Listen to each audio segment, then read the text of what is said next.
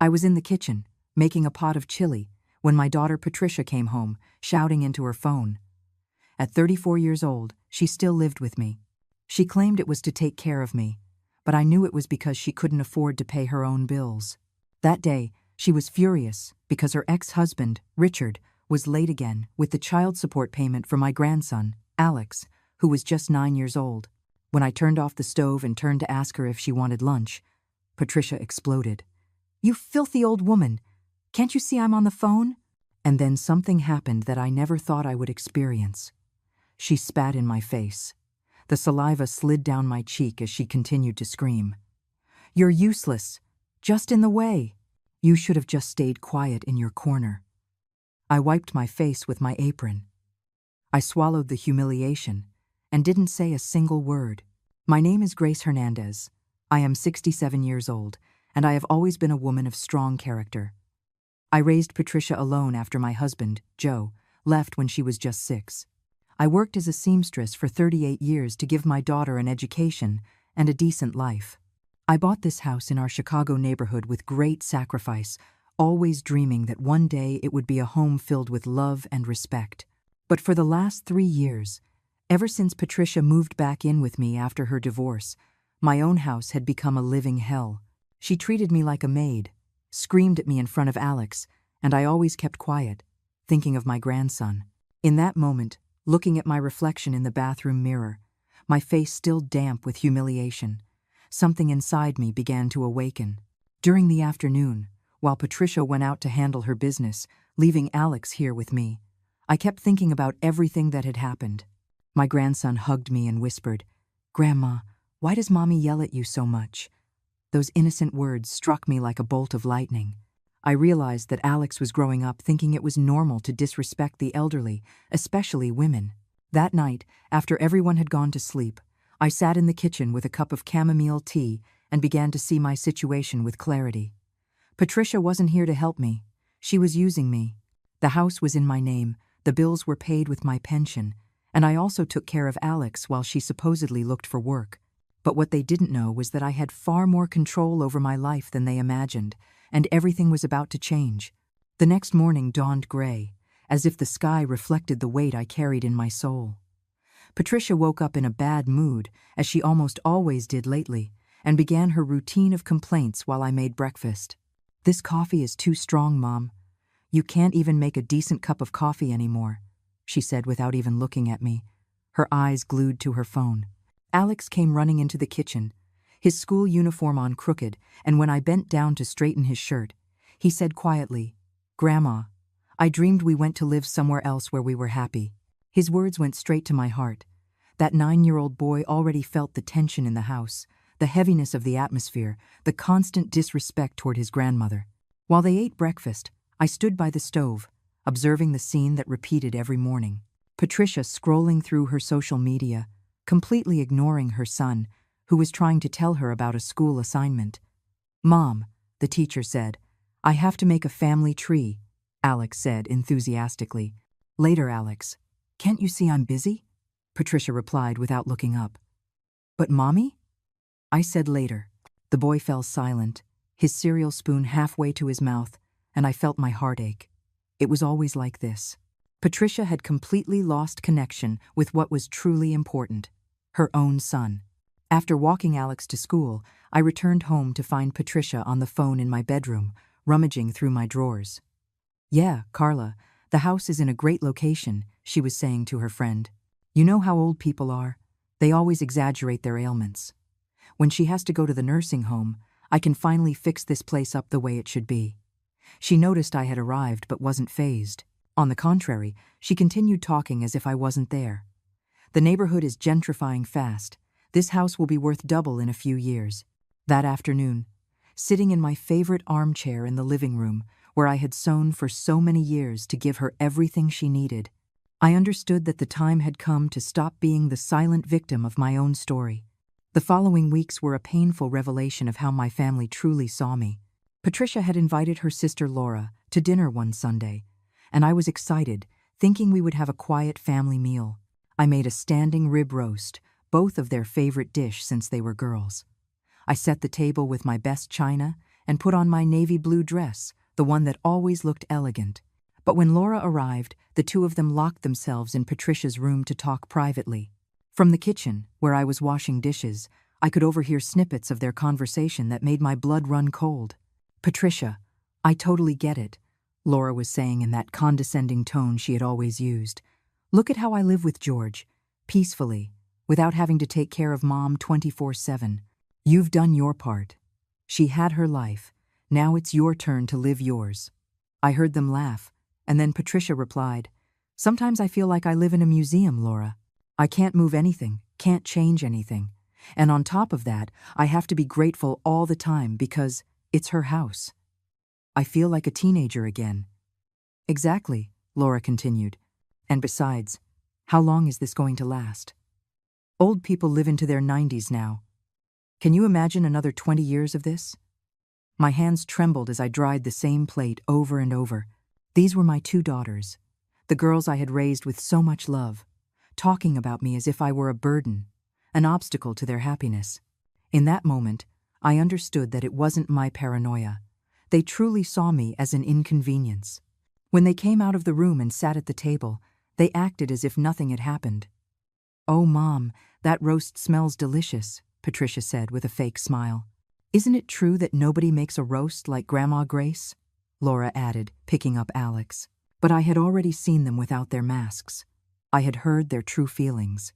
And that night, I lay awake until very late, feeling something inside me break that would never be the same again. In the following days, I noticed things I had previously overlooked or justified with excuses. Like when Patricia would have friends over and introduce me by saying, "This is my mom, she lives here with me," as if I were a temporary guest in my own home. Or when Alex wanted me to read him stories and Patricia would interrupt, "Let your grandma rest, Alex, she's too old to be playing with you." And I would wonder, since when did taking care of my grandson become a burden? Since when did my age become a limitation on love? One morning, while hanging laundry in the yard, I overheard Patricia talking to a neighbor about retirement homes. "Yes, Mrs. Peterson, that assisted living facility in Northbrook is very nice. My cousin put her mother-in-law there and says they take great care of her." You have to think about these things, right? We can't be selfish with our parents. The neighbor replied with something I couldn't hear, but I saw Patricia nod and smile. When I went back into the house, she had already hung up the phone and acted as if nothing had happened. "Mom, don't you think you need more exercise? You could go to those senior yoga classes," she told me in a tone that was meant to be caring but that I now recognized as manipulative.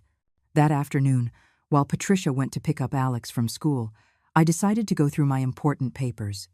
It had been years since I'd looked at them all, always trusting that everything was in order. But when I opened the safe where I kept my documents, I found something that left me speechless. Several papers had been moved, some were photocopied, and there were new documents that I didn't remember signing. Among them was a power of attorney that gave Patricia access to my bank accounts in case of a medical emergency. I didn't remember signing it, but there was my signature.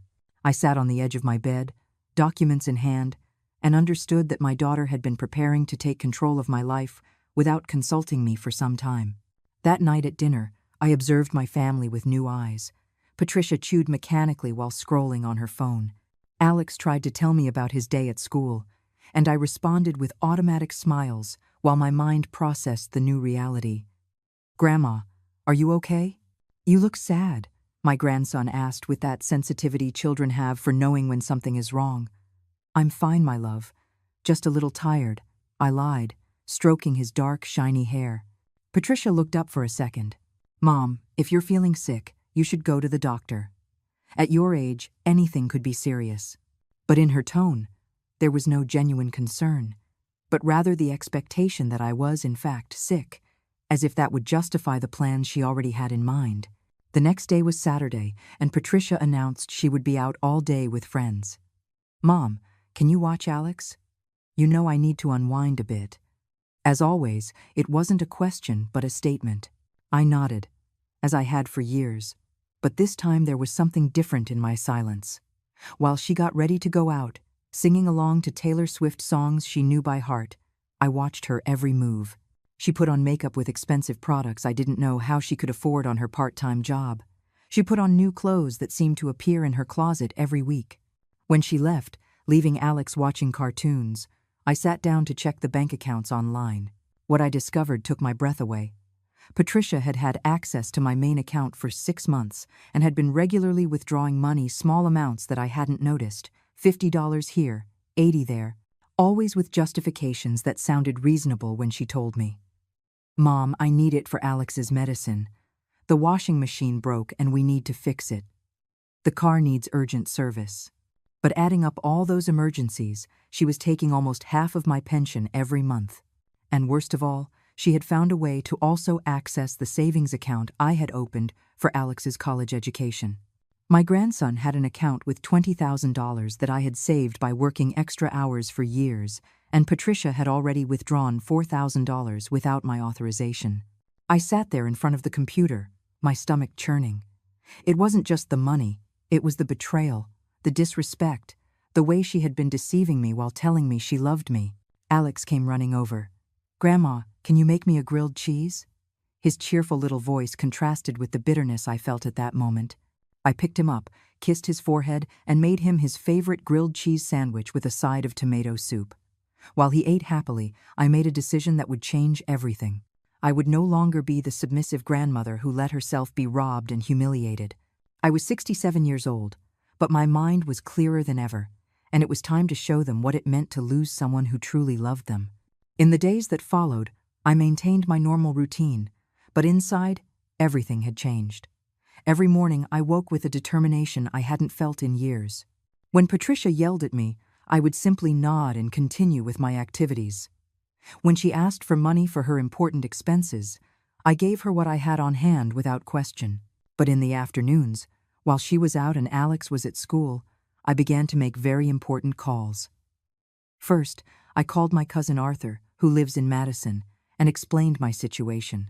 He listened attentively and told me something that stuck with me. "Grace, respect isn't begged for, it's earned. And if someone decides not to give it to you, you decide not to give it to them either." I also contacted Mr. Davis, the lawyer who had helped me when I bought the house. I explained the situation with the documents I had found, and he confirmed something terrible. The power of attorney Patricia had made me sign was very broad. It gave her almost total control over my assets if she could prove I was incapacitated. "Mrs. Hernandez," he told me in a serious voice, "this is more common than you can imagine.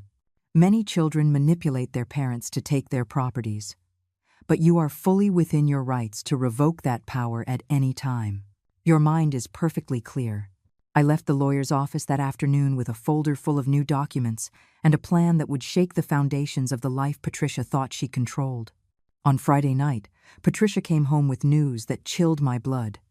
"Mom, I have something important to tell you," she announced as she poured herself a glass of water in the kitchen. "I've been thinking a lot about your well-being, and I think it's time we consider other options for your care." I sat down in a kitchen chair, pretending I didn't know where the conversation was going. "What kind of options, dear?" I asked in the most innocent voice I could muster. "Well, you know, specialized places where they can take better care of you. You need to socialize with people your own age, do activities, have medical supervision. You're so lonely here when I'm at work." The irony was cruel. She never worked more than 4 hours a day and spent the rest of her time at shopping malls or with her friends. "Patricia," I said very calmly, "this is my house. I bought it with my work, I maintained it with my effort, and I have been happy here for 20 years. She sighed as if speaking to a stubborn child. "Mom, I understand you're attached, but you can't live alone anymore. What if you fall and no one is around? What if you forget to turn off the gas? I can't be at peace knowing you're at risk." Her words sounded concerned, but I knew my daughter. I knew when she was acting and when she was genuine. "Besides," she continued, "selling the house would give us good money to ensure your care in a really good place. I would manage everything, obviously." That night, after putting Alex to bed, I stayed awake in my room, reviewing every detail of the last few months. I remembered all the times Patricia had casually mentioned stories of elderly people having accidents at home, the times she had commented on how expensive it was to maintain such a large house, how she had started talking about retirement homes as if they were luxury resorts. It had all been a slow, calculated campaign to convince me that I needed specialized care, when the reality was that she needed my money and my house. On Monday, very early, while Patricia was sleeping soundly after coming home drunk the night before, I left the house with my most elegant purse and all my important documents. My first stop was the bank, where I requested to speak with the general manager. I explained the whole situation, showed him the unauthorized withdrawals, and he immediately blocked Patricia's access to all my accounts. "Mrs. Hernandez," he said respectfully, "you have every right to protect your assets. Your daughter was not authorized to withdraw money from the minor's account." I signed new papers, changed all my passwords, and felt as if I had regained my financial freedom after months of being robbed in my own home. My second stop was with Mr. Davis. There, I signed the revocation of the power of attorney Patricia had made me sign. And we did something even more important, a new will. In the previous one, Patricia inherited everything. In the new one, everything was left in a trust for Alex, which could only be managed by an independent trustee until he turned 25. Patricia would not inherit a single penny from me. "Mr. Davis, I want to ensure my grandson has a dignified future, without depending on a mother who doesn't know how to value or care for what she has." I left that office feeling lighter than I had in years. But my plan was just beginning. That afternoon, while Patricia thought I was taking my usual nap, I contacted a very discreet real estate agency. The appraisal of my house was a surprise even to me. It was worth $400,000, much more than Patricia imagined. The area had indeed appreciated in value, just as she had told her friend. But what she didn't know was that I was perfectly aware of the value of my assets. The agent explained that he had interested buyers, that they could close the sale in less than 3 weeks. "Are you sure, Mrs. Hernandez? This is a very big decision," he asked with genuine concern. "Mr. Davis," I replied, "I am 67 years old, and I know exactly what I'm doing. My daughter wants my house, but she doesn't want me. Well, she's about to learn the difference." During those days, I observed Patricia with completely new eyes. I saw how she spoke with contempt about older women on television. Oh, these dramatic old ladies, always exaggerating everything. I saw how she treated Alex when she was in a bad mood. "I already told you no, Alex. Not everything revolves around you." I saw how she spent my money on unnecessary things.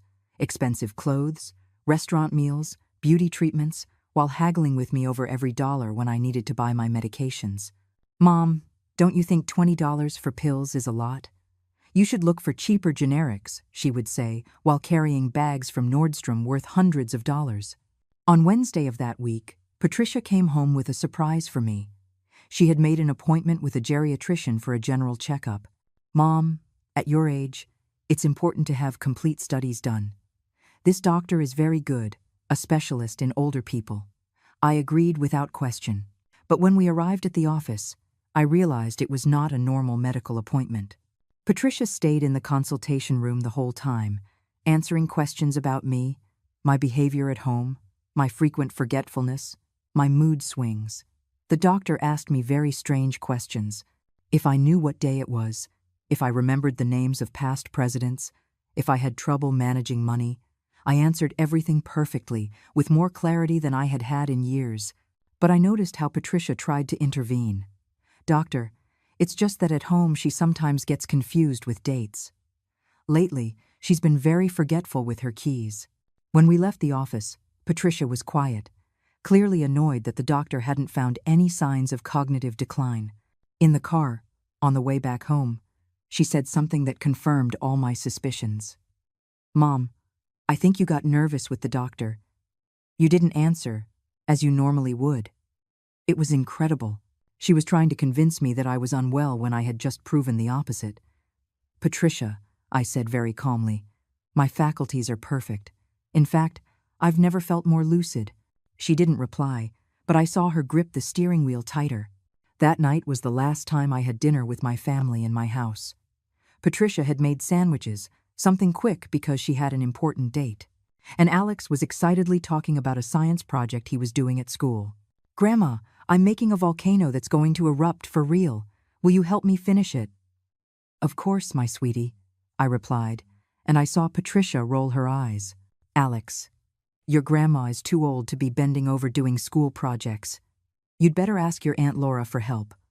But I want Grandma to help me, the boy insisted. I already told you no, Patricia yelled, and Alex immediately fell silent, tears welling in his eyes. In that moment, something inside me broke for good.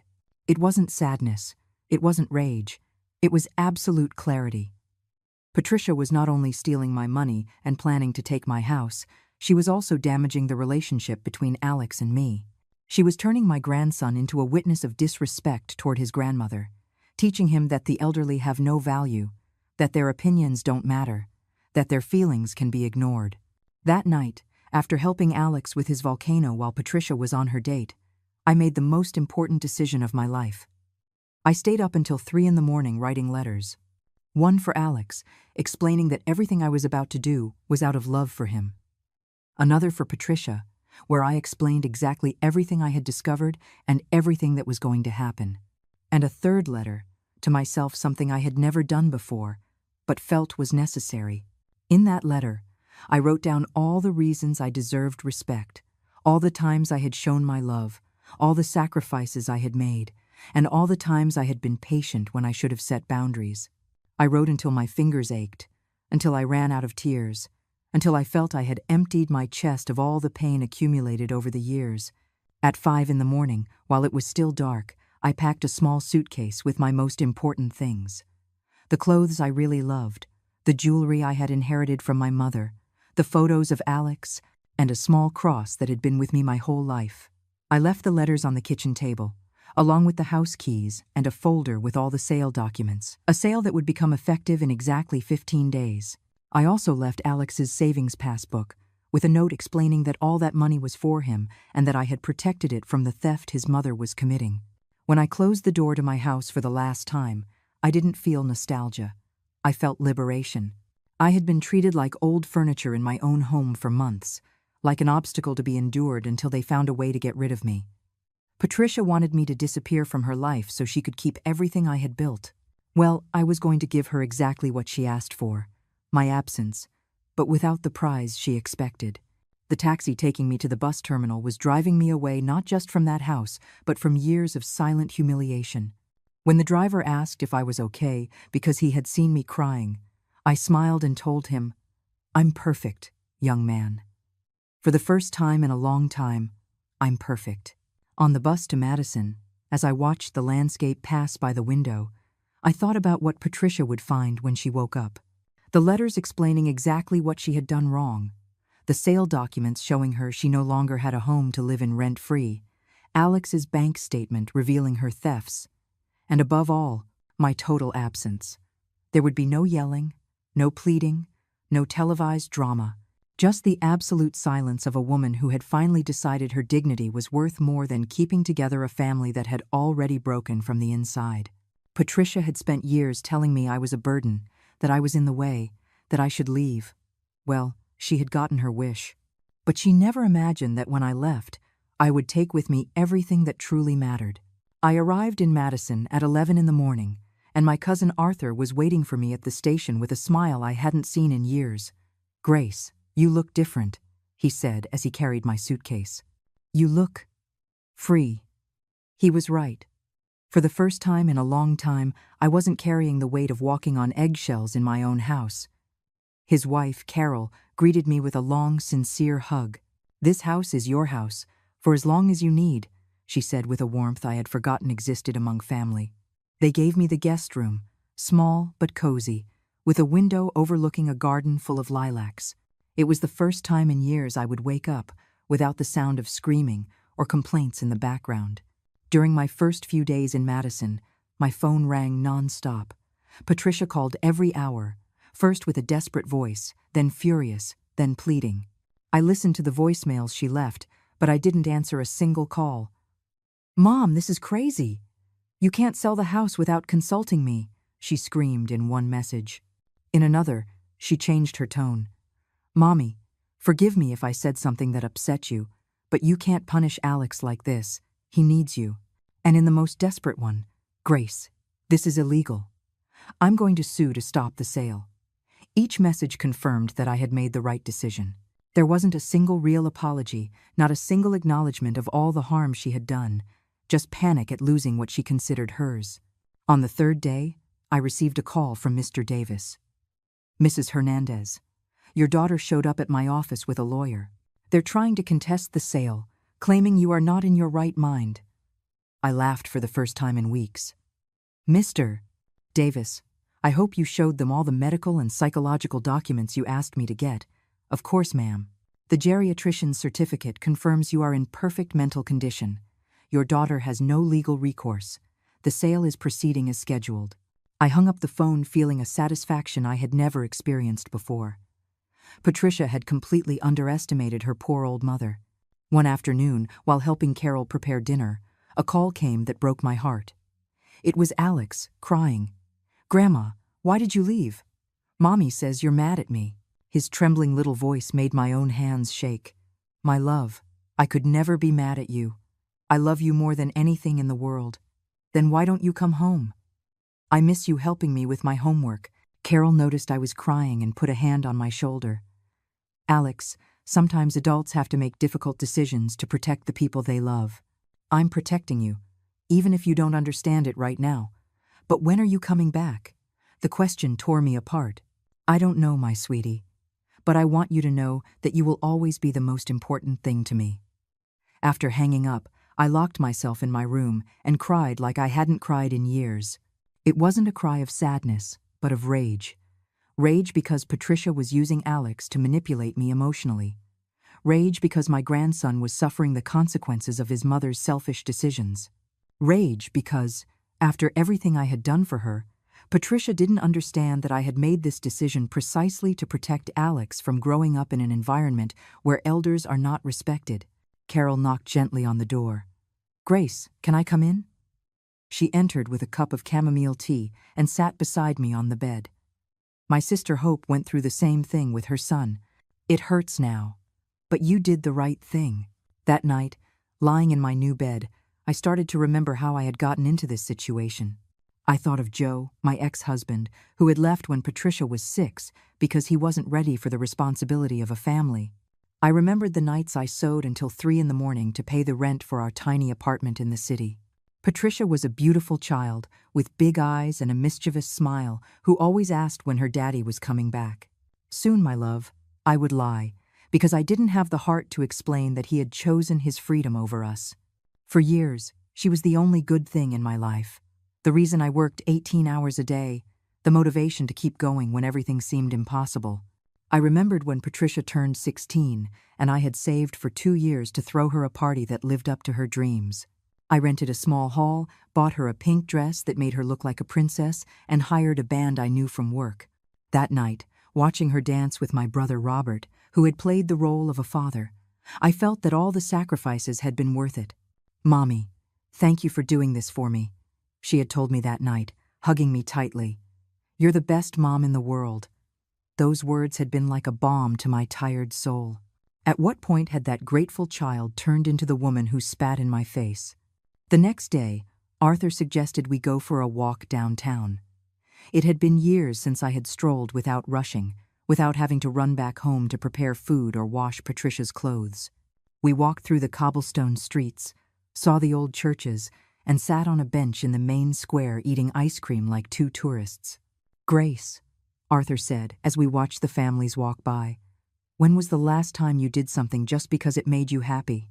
I thought about it and realized something terrible. I couldn't remember the last time I had done something for myself. Everything in my life had revolved around Patricia's needs and then Alex's. "You know what?" I told Arthur, "I want to call my old friend Rose. We worked together at the sewing shop 20 years ago." Rose had married a businessman and moved to Austin, but we had kept in sporadic contact.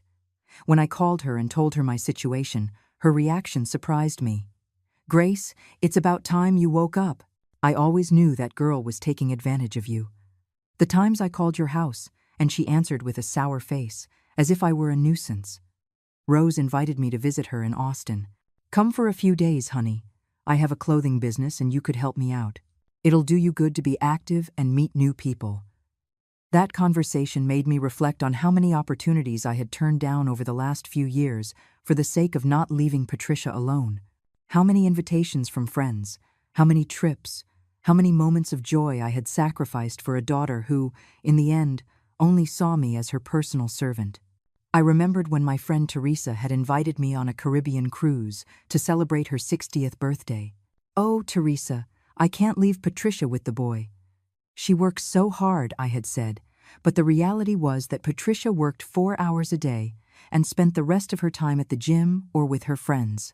I had turned down a dream trip to take care of a grown woman who was perfectly capable of taking care of herself. On Saturday morning, while we were having breakfast on Arthur's patio, an unexpected call came.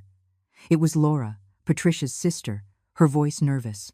"Aunt Grace, where are you? Patricia is going crazy looking for you." "I'm perfectly fine, Laura. And tell your sister to stop the drama." "But Aunt Grace, Alex is so sad. He keeps asking for you." "Laura," I said in a firm voice, "Alex is sad because his mother is emotionally manipulating him. Instead of explaining the truth, she's using his pain to make me feel guilty." Laura was quiet for a moment. "Aunt Grace, the truth is, Patricia is really desperate. I don't think she ever imagined you would do this." "Exactly," I replied. "She never thought I was capable of defending myself. That was her mistake."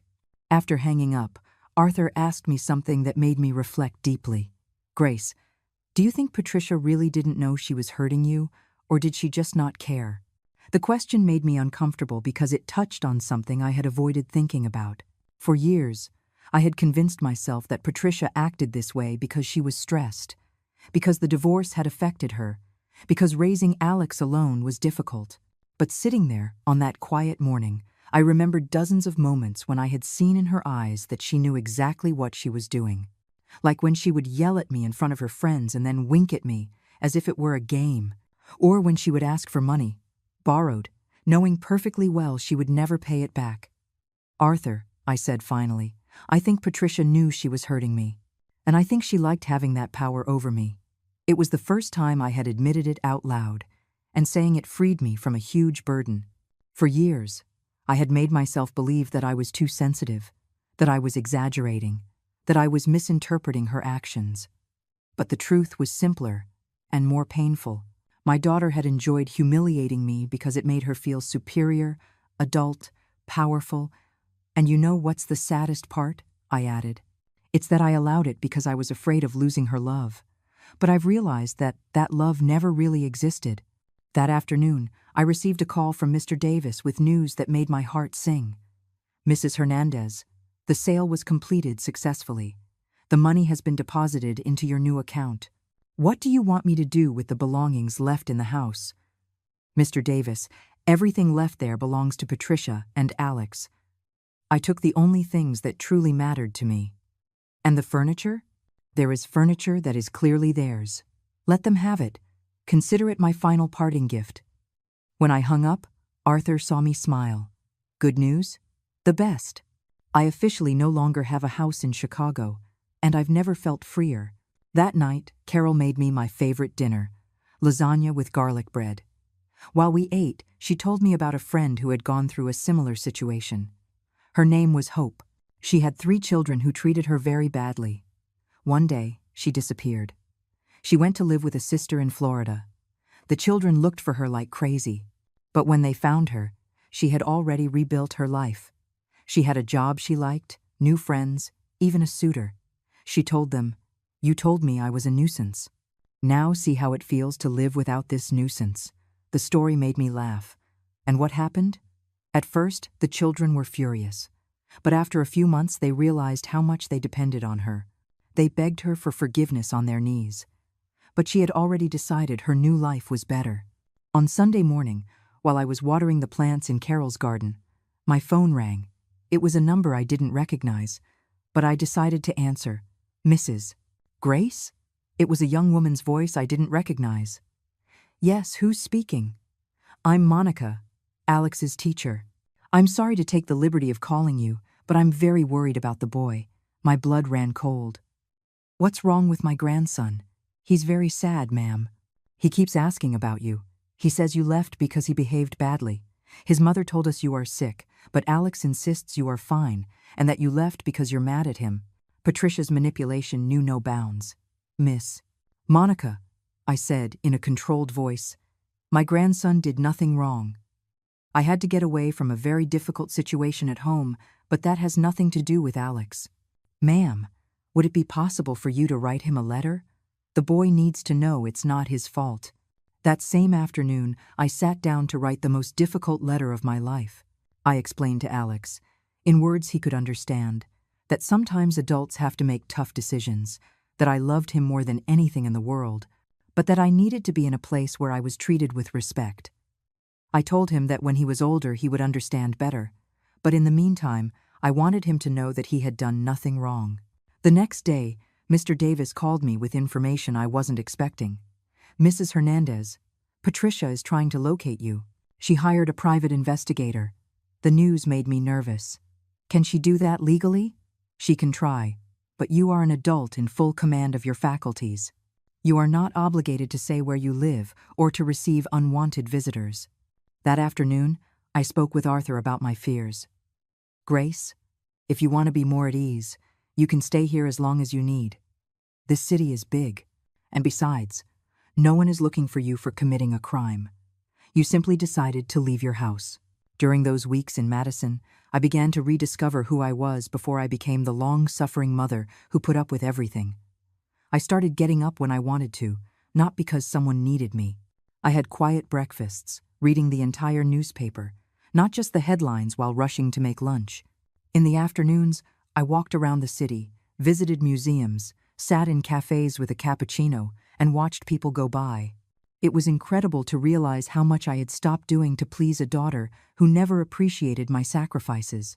One morning, while I was sunbathing in the garden, Carol sat next to me with a serious expression. Grace, I have to tell you something.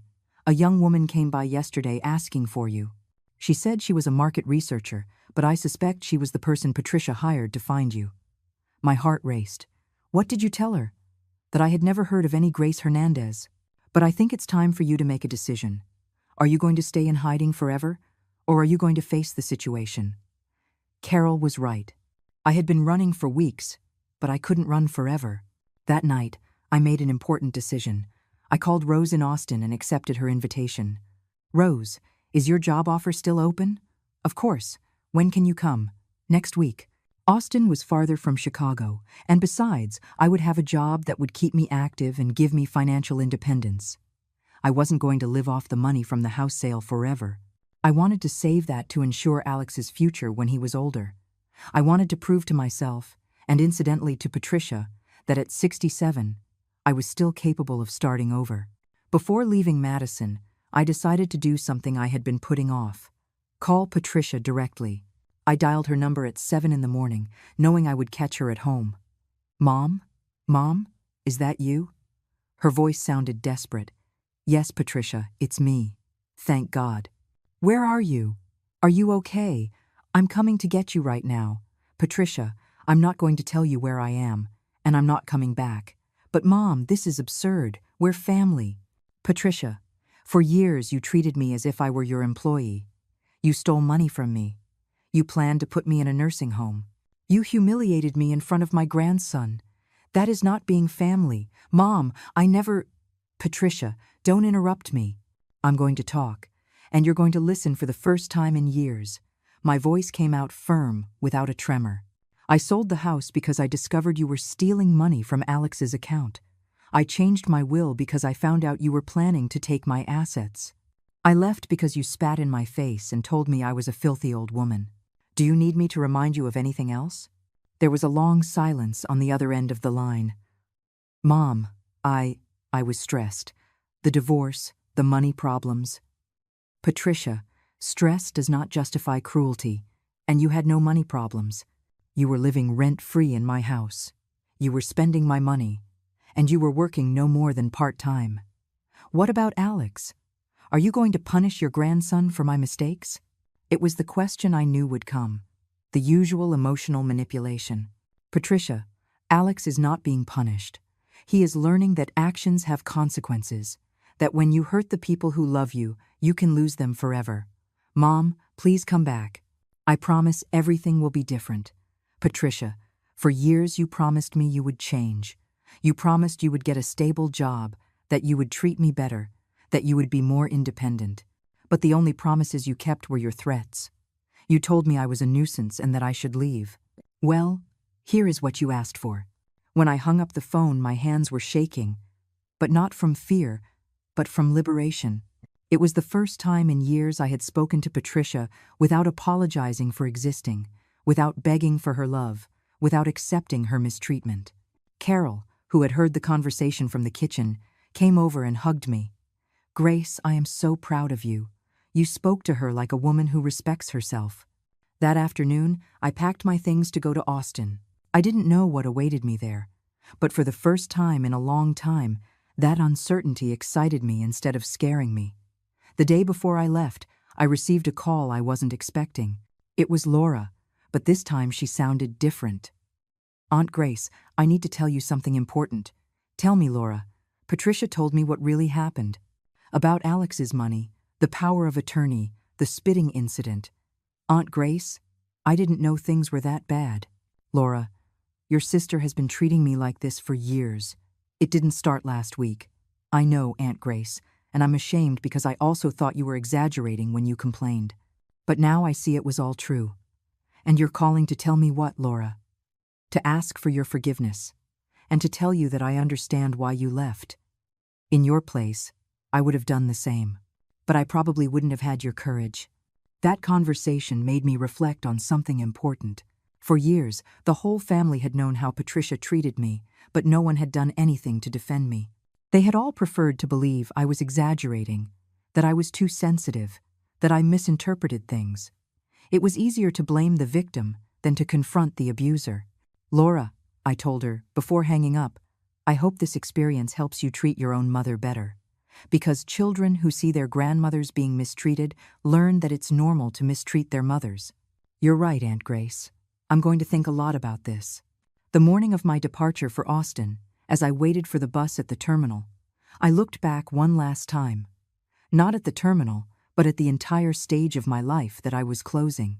I had been the perfect mother, the perfect grandmother, the woman who always put everyone before herself. And I had ended up being spat in the face by the person I had loved most in the world. But that humiliation had awakened me from a long and painful dream. It had given me back to myself. When I got on the bus to Austin, I wasn't just carrying a suitcase with clothes.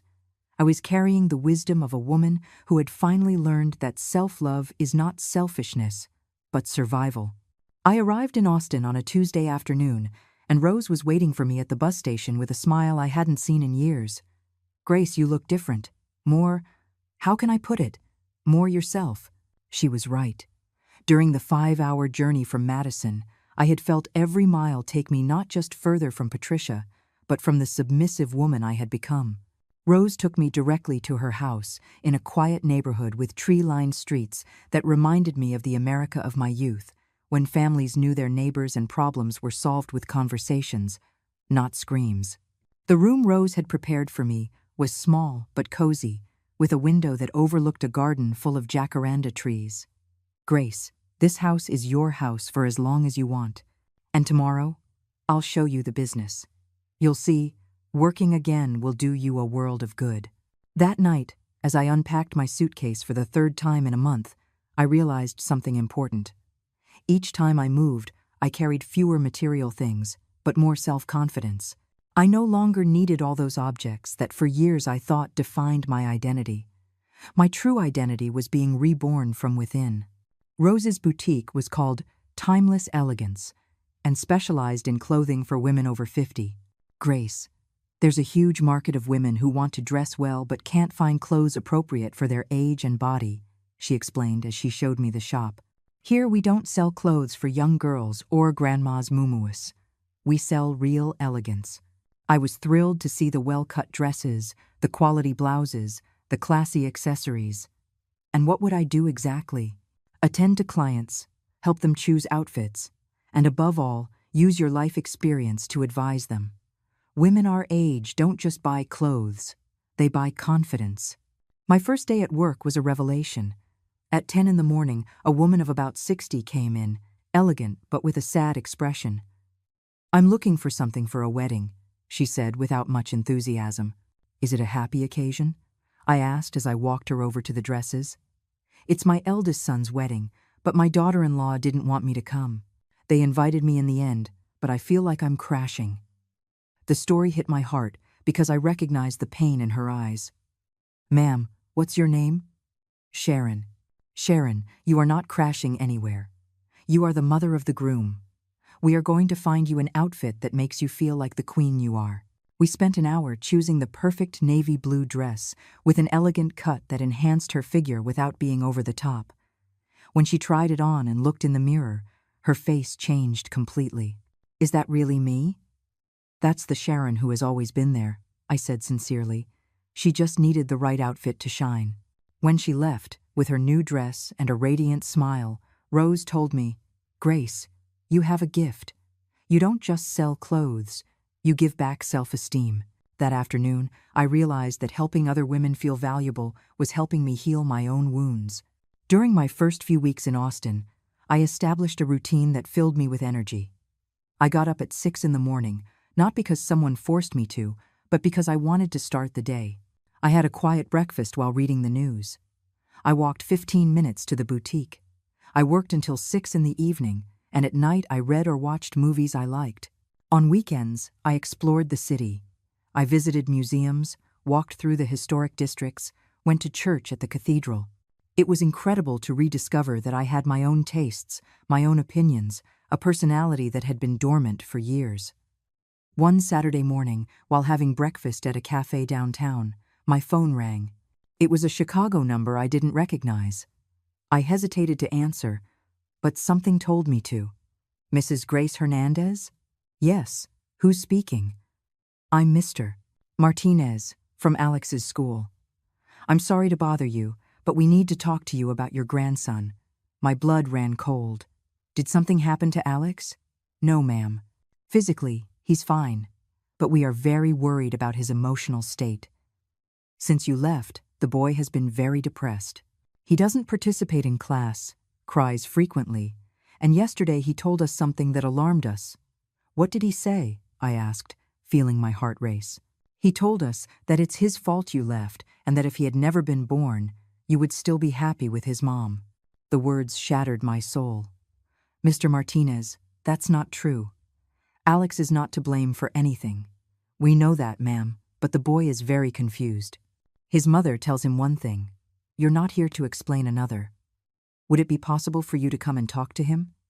Not necessarily to stay, just to explain the situation." The request put me in a terrible dilemma.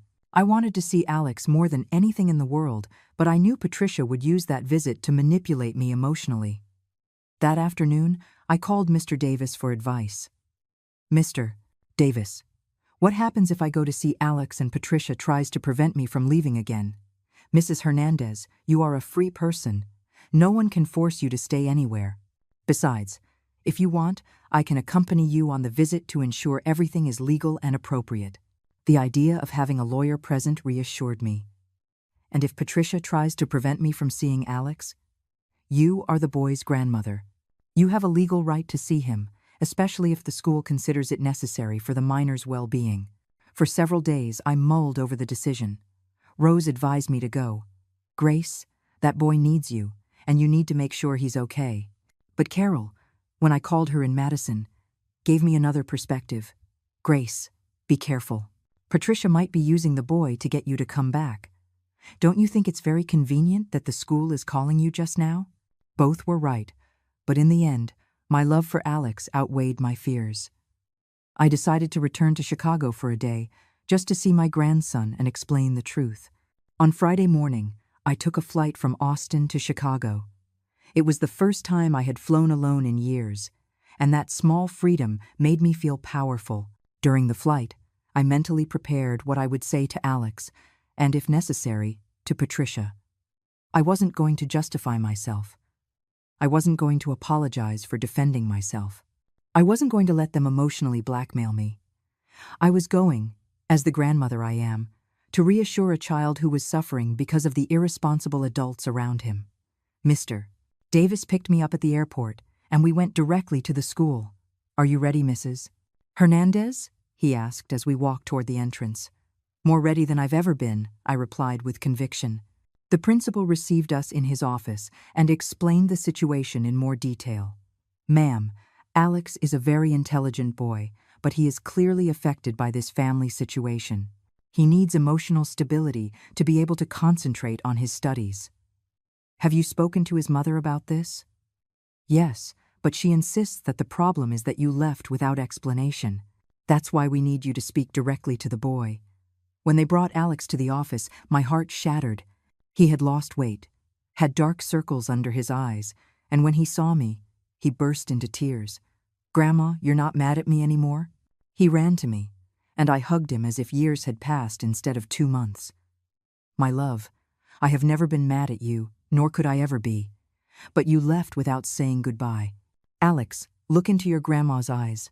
Sometimes adults have to make difficult decisions. I left because I wasn't being treated well at home, but that has nothing to do with you. You are what I love most in the world. So why don't you come back?" The question I feared inevitably arrived. "Alex, have you seen how your mom used to talk to me?" The boy looked down. "Yes." "And how did you feel when you saw that?" "Bad. I was scared when she yelled at you." "Exactly. I can't live in a place where I'm yelled at and disrespected. Not because I'm proud, but because everyone deserves to be treated with love." "But what does that have to do with me?" "Nothing, my sweetie. You have nothing to do with it. That's why I wrote you that letter explaining that this isn't your fault. Mommy didn't give me any letter." The comment confirmed that Patricia had intercepted my mail. Just one more manipulation. "Alex," I said, taking his little hands in mine, "I want you to understand something very important. I didn't abandon you. I'm living in another place, but I will always be your grandma. You can always count on me. But I can't go back to living where I'm treated badly." "What if I promise Mommy will change?" The innocence of his words broke my heart. "My love, adults have to change because they want to, not because others ask them to. And the change has to be real, not just promises." I gave him a long hug and promised we would see each other soon. "Can I call you on the phone?" "Of course. I'll give you my new number." When we left the school, Mr. Davis suggested we go for lunch before my flight back. "How do you feel after seeing Alex?" Sad for him, but confirmed in my decision. That child is being used as a pawn in his mother's manipulation game, and if Patricia shows up at the airport, let her show up. I'm not afraid of her anymore. During lunch, my phone rang constantly. Patricia had found out I was in the city and was calling me desperately.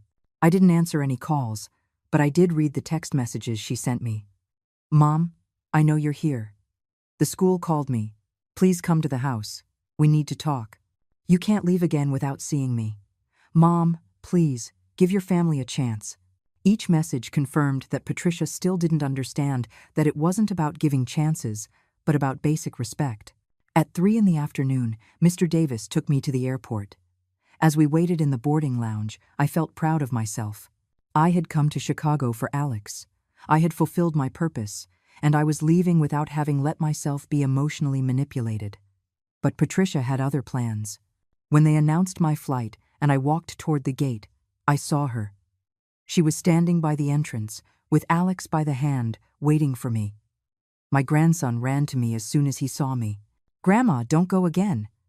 Patricia approached with tears in her eyes, a perfect performance for the occasion. "Mom, please. Alex needs his grandmother. I need my mother." "Patricia," I said in a calm but firm voice, "I'm not going to make a scene here. This is an airport. There are other people. Then come to the house. Let's talk like a family." "Patricia, we have nothing to talk about until you understand what you did wrong." "I already said I'm sorry. What more do you want?" "I don't want empty apologies. I want you to actually change." "And how am I supposed to change if you don't give me a chance?" The usual circular logic. "Patricia, for 3 years, I gave you chances every single day. Every time you yelled at me and then acted as if nothing had happened. Every time you disrespected me and I kept quiet. Every time you asked for money, borrowed, knowing you wouldn't pay it back, you used up all your chances. Alex looked at me, not understanding the adult conversation, but clearly distressed by the tension. "Look what you're doing to Alex," Patricia said, playing her last card. "Look what you've done to him for years," I replied. "Look how you've put him in the middle of our problems instead of protecting him. Look how you're using him right now to manipulate me." Patricia was speechless for a moment. Alex pulled on my blouse. "Grandma, can I go with you?" His innocent question broke my heart, but it also confirmed what I already knew. That child was looking for emotional stability that his mother couldn't give him. "My love," I said, kneeling to his level, "you have to stay with your mom. It's your place. But I want you to know that whenever you need me, I will be here for you. You promise?" "I promise." I gave him a tight hug and whispered in his ear, "Be good, study hard, and remember that your grandma loves you more than anything in the world." When I stood up, Patricia's face was red with contained rage. "This isn't going to end like this, Grace." "You're right," I said with a serene smile. "It's not going to end like this. It's going to get worse if you continue to not understand the lesson." During the flight back to Austin, I reflected on what had happened. Seeing Alex had confirmed that my decision was right. That child needed to know that there were adults in his life who respected themselves, who didn't accept mistreatment, who made difficult decisions when necessary. If I went back and became the submissive grandmother I used to be, I would be teaching him that love means enduring humiliation. It was better to teach him, by my example, that self-love is just as important as love for others. When I arrived at Rose's house that night, she was waiting for me with a hot dinner and a sympathetic smile. "How did it go?" "Difficult, but necessary," I replied. "I saw Alex. I confirmed that it's not his fault. And I confirmed that Patricia still doesn't understand anything." "And how do you feel?" "Free. For the first time in years, I feel completely free." That night, I slept better than I had in weeks, knowing that I had done the right thing for both Alex and myself. The next day, Saturday, I decided to do something I had been putting off, call my other old friends to tell them about my new life. The first was Hope, who lived in Denver. When I told her the whole story, her reaction surprised me.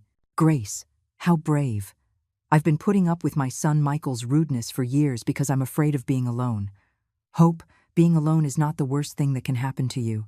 The worst thing is to be surrounded by people who don't value you."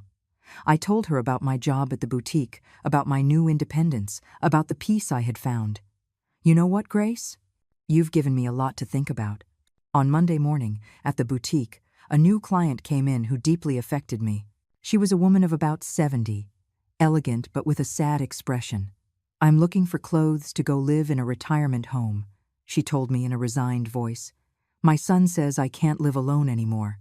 Something in her story reminded me of myself a few months ago. "Do you want to go to that home?" "Of course not, but my son says it's for the best. And what do you think?" "That my son wants to take my house and needs me out of the way." We spent the whole morning talking.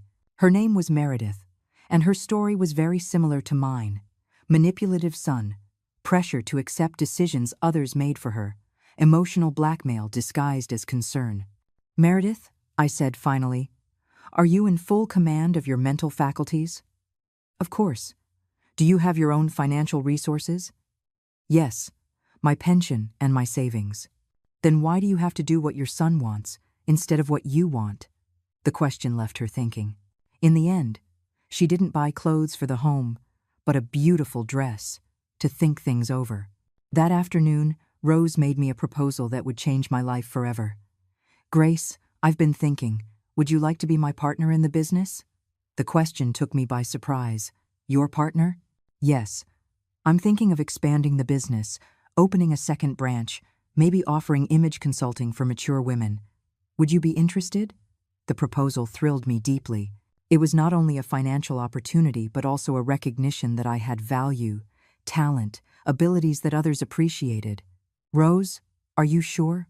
I've never been a partner in anything." "Grace, you have something that money can't buy. Life experience, genuine empathy, and the ability to make other women feel valuable. That's exactly what our business needs."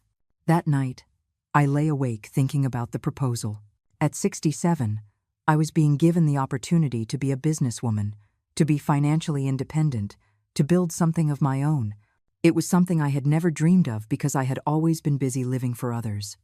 On Wednesday afternoon, while organizing the boutique's inventory, my phone rang. It was Alex, calling from the school phone. "Grandma, is it true you're never going to see me again?" "Who told you that, my love?" "Mommy. She says because you don't want to come back to the house, you don't want anything to do with me anymore." Patricia's manipulation knew no bounds. "Alex, that's a lie. I will always want to see you.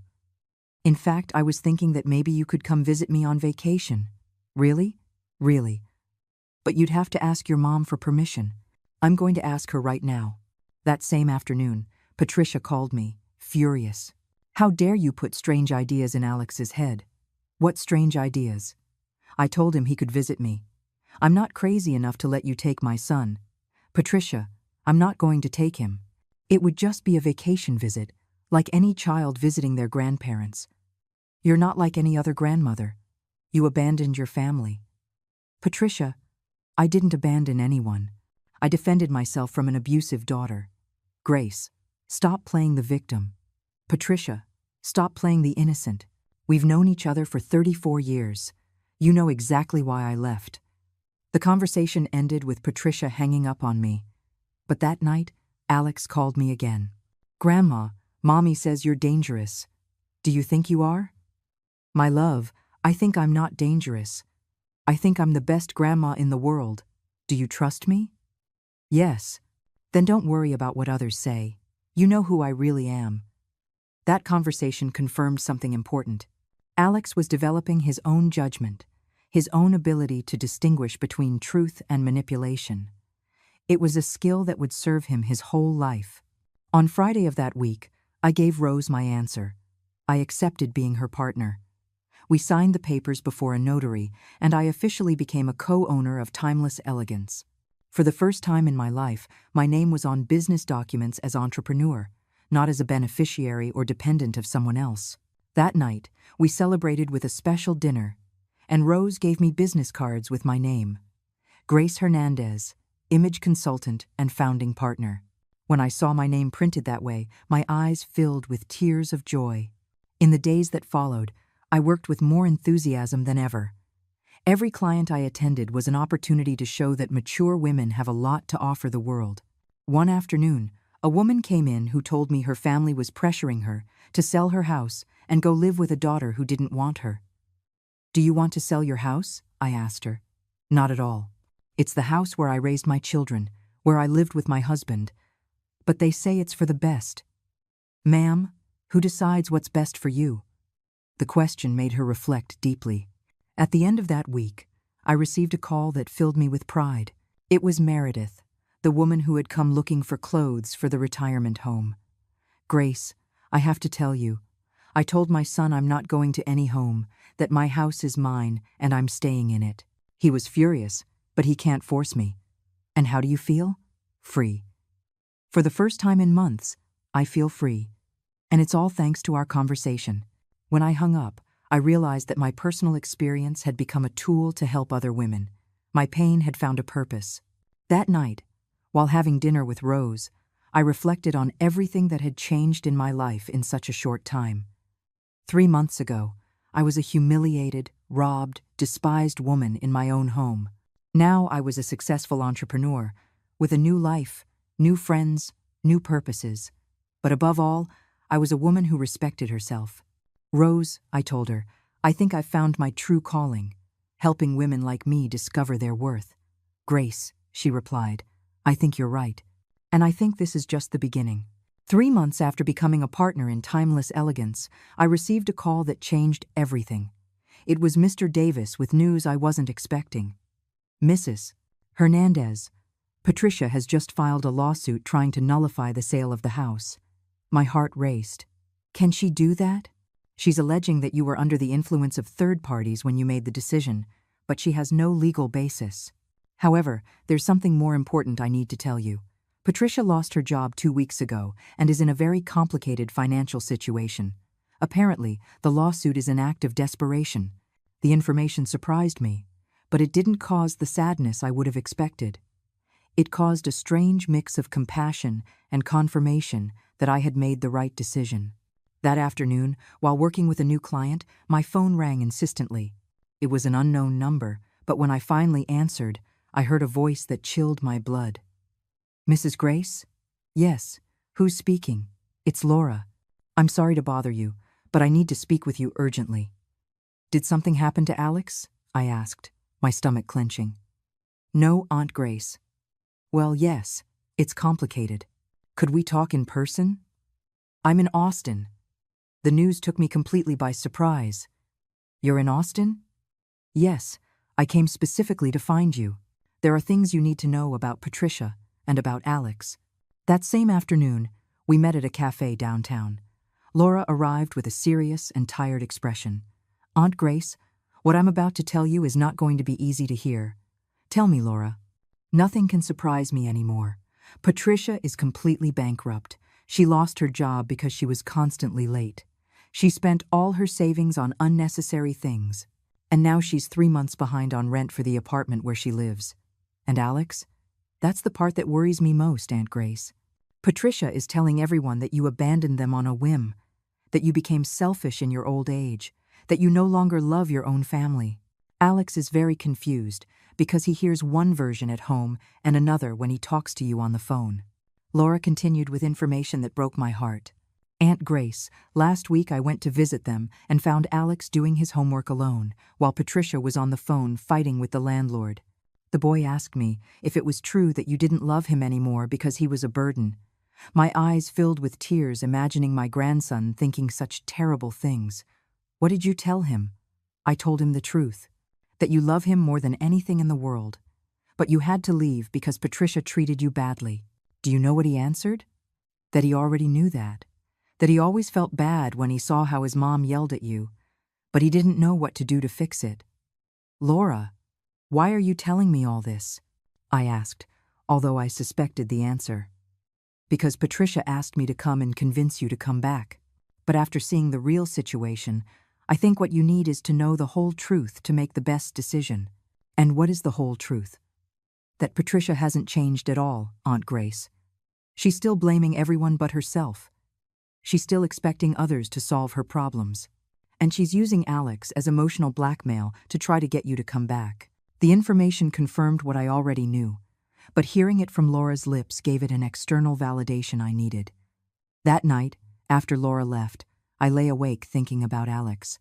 Rose noticed my concern and sat with me in the living room. "Grace, what are you going to do?" "I don't know, Rose. On one hand, I know I can't go back to living with Patricia. But on the other hand, I can't let Alex suffer the consequences of his mother's mistakes." "What if there's a third option?" she asked with that wisdom that characterized her. "Like what? What if Alex comes to live with you? Here in Austin, far from all that toxic environment." The idea both excited and terrified me. But would Patricia agree? If she's bankrupt and can't take care of him properly, maybe she won't have another choice. The next day, I called Mr. Davis to consult him on the legal possibility of that option. "Mrs. Hernandez, if Patricia is in a precarious economic situation and you can prove that you have stable conditions to care for the minor, it is possible to request temporary custody, especially if the child's emotional well-being is at risk." "But wouldn't Patricia object?" "She can object, but if she cannot provide a stable environment, and you can, the law favors the best interest of the child." The possibility began to take shape in my mind as a solution that could benefit everyone, especially Alex. That same afternoon, I received a direct call from Patricia. Her voice sounded different, more broken, less aggressive. "Mom, I need to talk to you. Tell me, Patricia. I'm in trouble, serious trouble." For the first time in years, I heard real vulnerability in her voice, not calculated manipulation. "What kind of trouble?" "Financial. They're going to evict me from the apartment. I don't have a job. I don't know what to do with Alex. And why are you calling me?" As I recall, I'm a filthy old woman who's only in the way. "Mom, please. I know I behaved badly with you." "You behaved badly?" "Patricia, you stole money from me. You planned to take my house. You humiliated me for years. And you spat in my face. There was a long silence on the other end of the line. Mom, I didn't know how to apologize. Patricia, forgiveness is not something you ask for, it's something you earn. What have you done to earn it? I've been thinking a lot about everything that happened, about how I treated you, about how I became a person I don't like. For the first time in years, Patricia sounded sincere, not calculating. And what conclusions did you draw? That I was a terrible daughter, that I took advantage of your kindness, that, her voice broke, that I lost the best mother in the world because of my selfishness. Tears began to stream down my cheeks. But they weren't tears of joy, but of a deep sadness for all the lost time. Patricia, do you really understand what you did to me? I think so. I made you feel like a nuisance in your own home. I stole your money. I disrespected you in front of your grandson. I treated you as if you were my employee instead of my mother. And why did you do it? Because I felt like a failure. My marriage had ended. I didn't have a stable job. I was living in your house at 34. And instead of trying to get ahead, it was easier to blame you for my problems. It was the first time Patricia took real responsibility for her actions. No excuses, no justifications, no blaming others. And what do you need from me now? I asked, although I already knew the answer. Help, not for me, but for Alex. He's not to blame for my mistakes. What kind of help? I don't know. Maybe he could come live with you while I get my life together. I know I have no right to ask you for anything after everything I did, but he needs you. The proposal, coming from her, surprised me. You'd be willing to let Alex live with me? If that's what's best for him? Yes. You were always a better mother than I have been. And you are definitely a better grandmother than I am a mother. That conversation left me in a very complex emotional state. On one hand, I felt a strange satisfaction seeing that Patricia finally understood the magnitude of her mistakes. On the other hand, it hurt me deeply to see my daughter in that situation, no matter what she had done to me. And above all, I was excited about the possibility of taking care of Alex in a healthy and stable environment.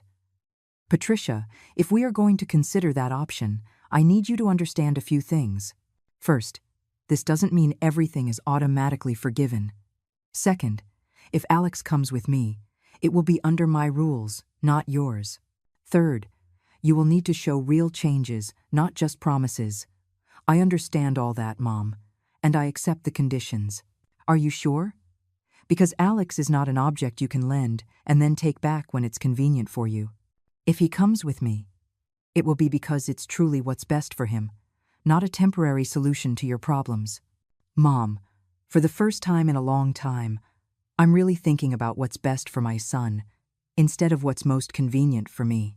The conversation ended with the agreement that Patricia would talk to Alex about the possibility and that afterward, the three of us would have a conversation to make the final decision.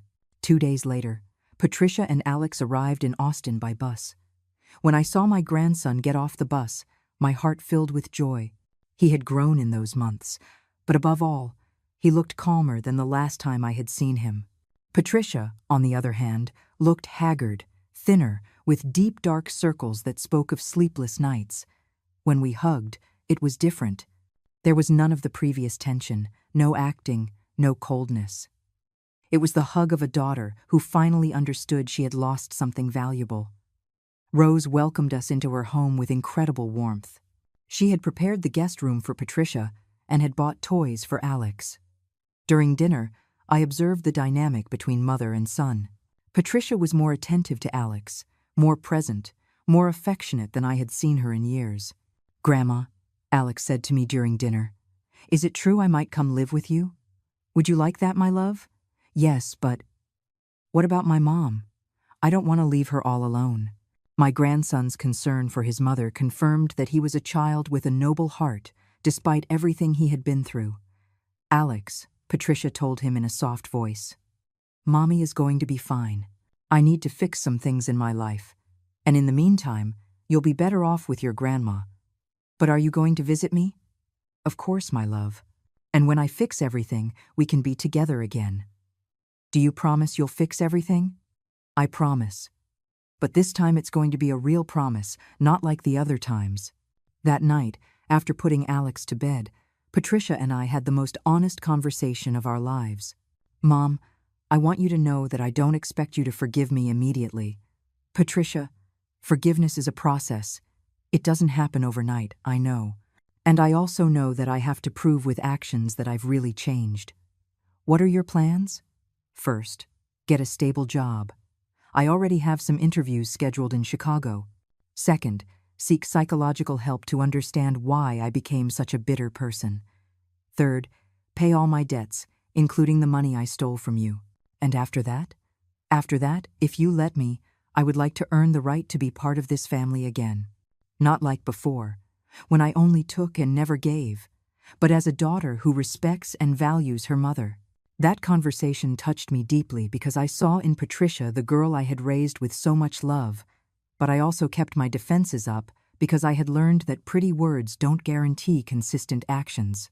Patricia, I'm very happy to hear you talk like this, but it's going to take time and concrete actions for me to be able to trust you again. I completely understand, and I'm not going to pressure you. If it takes me years to regain your trust, I'm going to take those years. And if you never fully regain it? The question was tough, but necessary. Then at least I'll have the peace of mind that I tried to fix the damage I did, and that Alex grew up in a healthy environment with you. The following days were emotionally intense. Patricia and Alex stayed with me for a week in Austin, getting to know my new life, seeing my work at the boutique, adapting to the quiet routine of a house with no screams or tensions. Patricia helped with everything she could, without anyone asking her. She washed dishes, made the bed, took Alex to the park. It was as if she were trying to prove she could be a considerate person. Mom, she told me one afternoon as we prepared dinner together, I never realized how much you worked around the house. I thought everything just got done by itself. Alex, for his part, adapted to Austin as if he had been born there. He loved my room, was fascinated by Rose's garden, and immediately made friends with the neighbors' grandchildren. One afternoon, while playing in the yard, he asked me, Grandma, does nobody yell here? No, my love. Here, all conversations are with respect. I like it. I like it a lot. That night, as I was tucking him in, he told me something that broke my heart. Grandma, why did Mommy used to yell at you so much? I don't know, my sweetie. Sometimes adults make very big mistakes. And she's not going to yell at you anymore? Let's hope not, my love. Let's hope not. On the last day of her visit, Patricia made a decision that surprised me. Mom, I've been thinking, and I believe Alex should stay with you permanently. Are you sure? Completely. This week, I've seen him happier than he has been in months. Here he has stability, tranquility, unconditional love. I'm just learning to be a responsible mother. He can't wait for me to finish learning. And what are you going to do? I'm going back to Chicago, get a job, fix my life, go to therapy. And when I've really changed, when I'm a person he can be proud of, then maybe we can talk about other options. That afternoon, we started the legal proceedings for Alex to stay with me. Patricia signed all the necessary documents without hesitation, without setting conditions, without making a drama. Mom, she told me as she signed the papers, thank you for saving my son from my mistakes. Patricia, I'm not saving Alex from you. I'm giving him the opportunity to grow up in a stable environment while you sort yourself out. That's a very important difference. You're right. As always. When she got on the bus back to Chicago, we both cried, but they were different tears, mine of hope, hers of determination. The first few months with Alex in Austin were a wonderful period of adjustment. I enrolled my grandson in an excellent school near the boutique where I could pick him up after work. In the afternoons, we did homework together, cooked, watched movies, played in the park. On weekends, we explored the city, visited museums, went to family parties with Rose. It was the family life I had always dreamed of having, but could never fully enjoy when Patricia was little because I worked too much. Patricia kept her word. Every week, she called me to tell me about her progress. She got a job as a receptionist at a medical clinic. She started psychological therapy. She moved into a small but decent room. And most importantly, her conversations with me began to change. She no longer called to ask for favors or to complain about her problems. She called to ask me how I was, how Alex was, to to tell me good things about her day. "Mom," she said in one of those calls, "my psychologist is helping me understand that for years I held resentment against you without reason. I blamed you for my failed marriage, for my financial problems, for everything that went wrong in my life. And what do you think now? That you were the only person who was always there for me, that you gave me everything you could, and that I confused your unconditional love with an obligation to endure my mistreatment." Those words healed wounds I had been carrying for years. They didn't erase the pain of everything that had happened, but they did give me hope that, maybe, one day, we could have a genuine and respectful mother-daughter relationship. 6 months after Alex moved in with me, Patricia came to visit for his birthday. The woman who got off the bus was unrecognizable. She had gained a healthy amount of weight, had better color in her face, was dressed more carefully, but above all, she had a tranquility in her eyes that I hadn't seen in years. Her reunion with Alex was beautiful. There was no desperation or guilt, just genuine love between mother and son. "Mommy, you look so pretty," Alex told her when he saw her. "It's because I'm so happy to see you, my love," she replied. During that visit, Patricia behaved like the daughter I had always hoped to have. She helped around the house without being asked.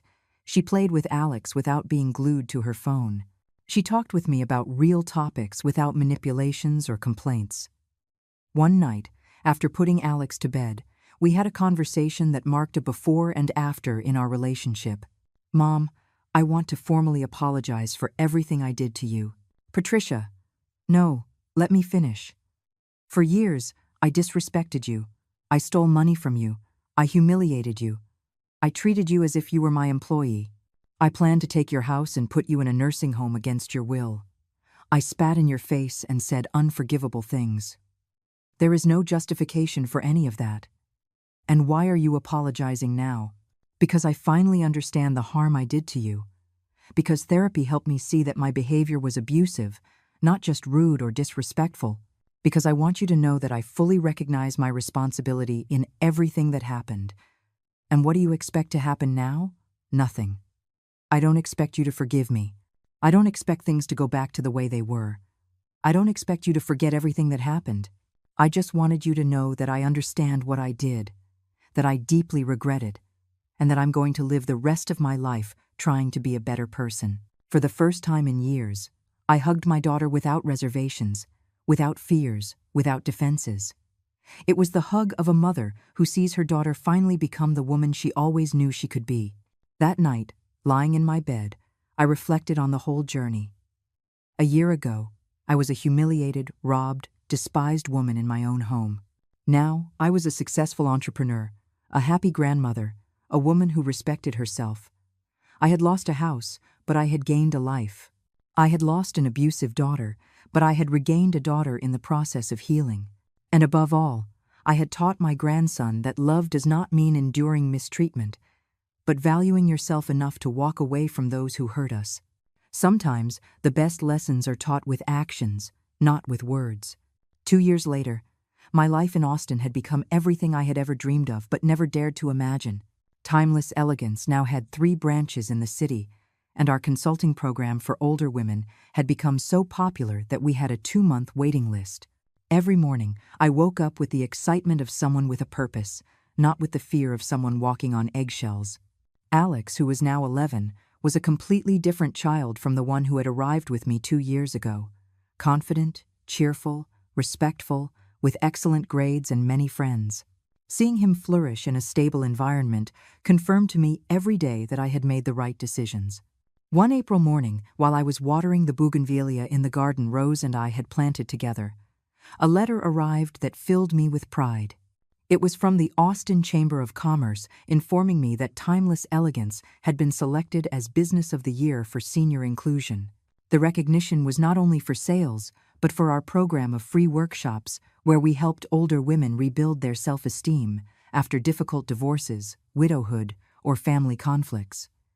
"Grace," Rose shouted from the kitchen when I told her the news, "we have to celebrate. This is huge." That afternoon, as we prepared a special dinner to celebrate, I realized that I had found not only a new life but my true calling.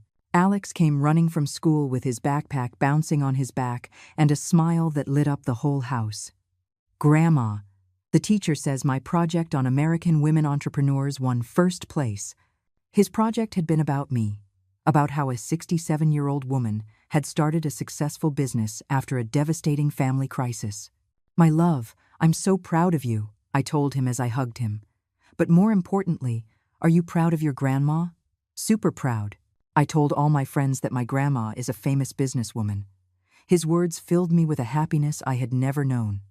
It was the happiness of being valued, respected, admired by someone who really knew me. That night, after tucking Alex in, I sat in my favorite garden chair with a cup of chamomile tea, watching the stars. It had been exactly 3 years since Patricia had spat in my face and told me I was a filthy old woman. 3 years since I had made the most difficult and liberating decision of my life. In that time, I had completely rebuilt my existence. I had found my value as a person. I had raised a grandson in a healthy environment, and I had helped dozens of women discover their own strength. But above all, I had learned that self-love is not selfishness, but the foundation of all healthy relationships. Patricia had surprisingly kept her word. For these 2 years, she had visited Alex every 3 months, always respectful, always grateful, always aware that she was in my house under my rules. Her visits had become moments of genuine joy, not tension. She had been promoted at her job to administrative coordinator, had paid all her debts, had maintained her psychological therapy, and had developed a healthy social life. But most importantly, she had learned to be a mother without being possessive, to love without controlling, to be present without invading. "Mom," she had said on her last visit, "thank you for teaching me that loving someone sometimes means letting them go." One May afternoon, while attending to a new client at the boutique, a woman came in who immediately reminded me of myself 3 years ago. She was about 65, well-dressed but with a defeated expression, slumped shoulders, a soft voice as if apologizing for existing. "I'm looking for something elegant but not too expensive," she told me in an almost inaudible voice. "For what occasion?" I asked her, with the warmth I had learned to use with women I recognized in a state of vulnerability. "It's just that my children are moving me to a retirement home. They want me to look presentable for the interview." Her words immediately transported me to the past. "Do you want to move to that home?" I asked her directly. "Of course not. But my children say I can't live alone anymore, that I'm a burden to them. And what do you think? That they want to sell my house and split the money. But I can't say that because then I'm a distrustful and paranoid old woman." I sat with her in the consultation area we had created specifically for these cases. "Ma'am, what's your name?" "Carol." "Carol, are you in command of your mental faculties?" "Of course." "Do you have your own financial resources?" "Yes, my pension and my savings." "Then why do you have to do what your children want instead of what you want?" We spent 2 hours talking. Carol told me a story that was like seeing my past in a mirror. Manipulative children, emotional blackmail disguised as concern, constant pressure to make decisions she didn't want to. But I also saw in her something that moved me, the same inner fire that had awakened in me when I finally decided to defend myself. "Carol," I told her finally, "do you know what you need?" "What?" "A lawyer, not a new dress." I gave her the number of Mr. Davis, who had now specialized in cases of financial abuse toward the elderly. "And Carol, one more thing. You are not crazy, you are not paranoid, and you are definitely not a burden. You are an intelligent woman who is being manipulated by people who should be protecting you." 2 weeks later, Carol returned to the boutique completely transformed. She walked upright, spoke in a firm voice, had a sparkle in her eyes. "Grace, I have to tell you. I followed your advice, hired the lawyer, and it turns out my children had already made an appointment with a real estate agent to appraise my house without my authorization. And what did you do?" I told them I knew their plans, that I had changed my will, and that if they kept pressuring me, they wouldn't inherit a penny. How did they react? At first, they were furious. Then they tried to convince me I was sick. Then they begged me, but I stood firm. In the end, they had to accept that I'm going to continue living in my house for as long as I please. Stories like Carol's had become common in my new life. Through the boutique, I had met dozens of older women in situations similar to mine, and I had learned that elder abuse by one's own children was much more common than people wanted to admit. That's why Rose and I had decided to expand our business beyond clothing. We now offered self-esteem workshops, lectures on the rights of older adults, and a support group that met every Tuesday afternoon. Women with Purpose. It had become a haven for ladies who needed to rediscover their worth after years of family mistreatment. One June afternoon, while leading one of these workshops, a young woman came in who caught my attention. She was about 35, well-dressed, but with an expression of anguish. She sat in the back and didn't participate in the conversation, but I noticed she was constantly taking notes. At the end of the workshop, she approached me with tears in her eyes. "Mrs. Grace, can I speak with you in private?" "Of course, dear." We sat in my office, and she began to cry. I think I'm like the daughter you talked about in your lecture. I think I'm mistreating my mom, and I hadn't realized it." Her name was Anna, and her story broke my heart because I saw in her the Patricia of 3 years ago. "My mom has been living with me since my dad died 2 years ago. At first it was temporary, but then she stayed, and I treat her very badly. I yell at her, I ignore her, I make her feel like a nuisance. Why do you think you do that? Because I'm frustrated with my life. I got divorced last year, I have money problems, and it's easier to take it out on her than to face my problems." "And how does your mother feel?" "Sad. Very sad. Yesterday I found her crying in the kitchen, and when I asked her what was wrong, she said nothing. But I know it's my fault." We talked for an hour. I told her my story without judging her, trying to help her understand the damage she was causing before it was too late. "Anna, your mother won't be there forever. And when she's gone, you're going to have to live with the remorse of how you treated her. Do you think I can still fix things? Of course. But it has to be a real change, not just promises. You have to seek help for your problems, treat your mother with respect, and above all, stop blaming her for things that are not her responsibility." Anna left with a list of recommended therapists and a promise to return in a month to tell me how things were going. A month later, Anna returned accompanied by a woman of about 70, elegant and smiling. "Mrs. Grace, this is my mother, Hope. She wanted to meet you and thank you personally." Hope hugged me with tears in her eyes. "Mrs. Grace, you don't know how much my daughter has changed since she spoke with you. She doesn't yell at me anymore. She asks for my opinion on things. She treats me with affection.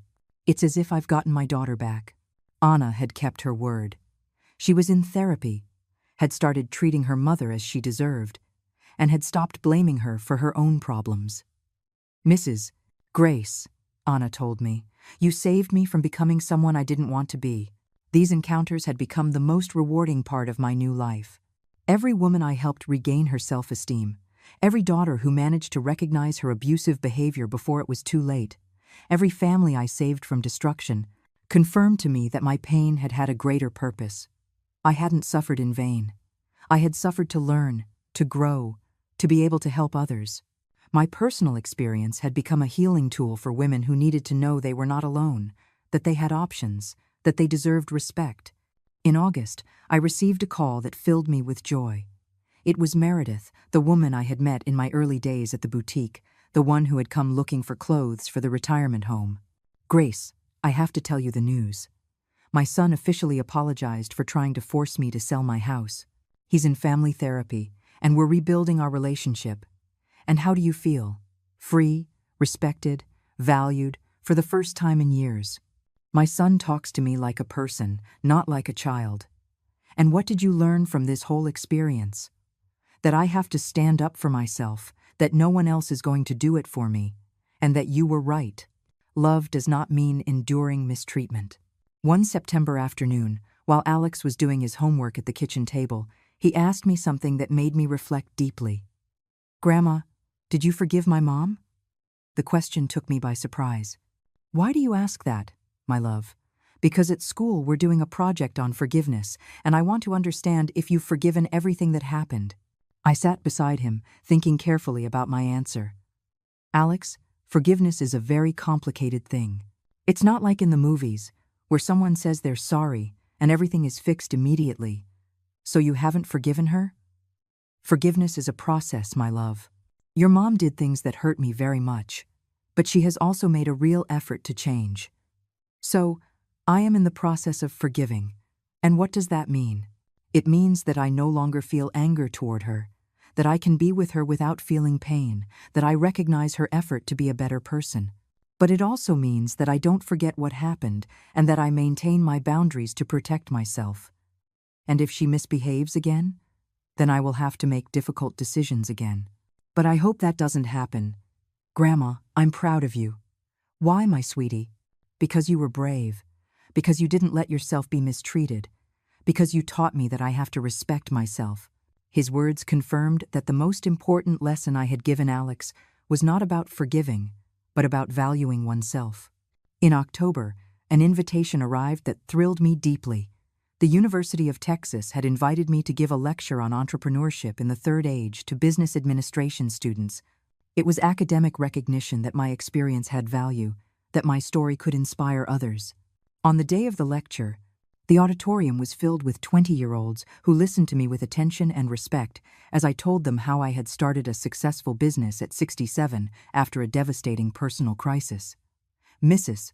Hernandez, a student asked at the end, "What would you say to an older woman who is in a situation of family mistreatment but is afraid to defend herself?" I would tell her that fear is normal, but that living with fear is worse than facing uncertainty. I would tell her that she deserves respect, that she has options, and that it is never too late to start over. And what would you say to the children who mistreat their parents without realizing it? That they open their eyes before it's too late, that their parents won't be there forever, and that when they're gone, they're going to have to live with the remorse of how they treated them. After the lecture, several students approached me to tell me about their own families, about mistreated grandparents, about parents who didn't respect their elders. I realized that my story had touched something deep in these young people, that maybe some of them would return home with a new perspective on how to treat their older relatives. It was gratifying to know that my experience could prevent the suffering of others. In November, Patricia came for Alex's birthday. As always, she arrived with appropriate gifts, with enough time to help with the preparations, and with a respectful attitude toward my home and my rules. During the party, I observed how she interacted with her son, present, attentive, affectionate, but without the possessive desperation of before. She had learned to be a mother without smothering, to love without controlling. "Mom," she told me that night after putting Alex to bed, "I want you to know that every day I'm grateful for the decision you made 3 years ago. Why? Because you forced me to grow up. You forced me to face my problems instead of blaming others. You forced me to become the person Alex needed me to be." Patricia, do you really think you needed me to leave for you to learn that? Honestly, yes. I was so comfortable mistreating you, knowing that you would always put up with it, that I would never have changed if you hadn't set drastic boundaries. And you don't resent me for making that decision? On the contrary. I resent that it took me so long to understand that I was being abusive to you. I resent that you had to go to that extreme for me to react. It was the first time Patricia had used the word abusive to describe her behavior, and that confirmed to me that she truly understood the magnitude of what she had done. In December, as we decorated the house for the Christmas holidays, Alex asked me a question that filled me with pride. "Grandma, can I invite my friends to the Christmas party? I want them to meet the coolest grandma in Austin." His request thrilled me deeply because it represented everything I had built, a house full of love, respect, and joy. A house where children wanted to bring their friends because they knew they would be well received. A house where you could breathe peace instead of tension. Of course, my love. This is your house as much as it is mine. The party was an incredible success. 15 children came with their parents, and the house was filled with laughter, carols, and the warmth of a genuine celebration. Several parents thanked me for the hospitality, but above all, they thanked me for the example I was setting for their children. "Mrs. Grace," one mother told me, "my son talks about you constantly. He says he wants his grandma to be like you when he grows up." Those words confirmed that I had achieved something more important than business success. I had managed to be an example of dignity and strength for a new generation. On New Year's Eve, as Patricia, Alex, and I had a quiet dinner at home, I reflected on everything that had changed in my life during these 3 years. I had lost a house, but I had gained a home. I had lost an abusive daughter, But I had regained a daughter in the process of healing. I had lost the false peace of submissive silence, but I had gained the true peace of mutual respect. And above all, I had discovered that it is never too late to start over, to defend your rights, to demand the respect you deserve.